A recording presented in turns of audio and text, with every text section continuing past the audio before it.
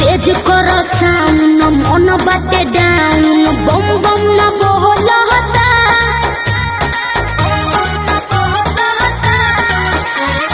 Super बासु पर चढ़ जाना ऊपर ठीक ठाक डोलता हनु तेज कर साउन मन बाटे हम तुम्हारे बिना मर जाएंगे। मैंने सर मरबू सर आए खेसरिया के रांची भेज के दम ले बे। ऐसे क्यों बोलते हो?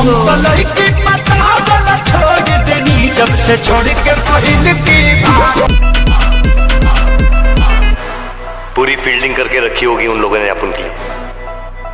विठल दादा के खून का बदला नहीं लेंगे? लेंगे, बदला जरूर लेंगे 1.5 फुटिया, लेकिन हर चीज का एक टाइम होता है।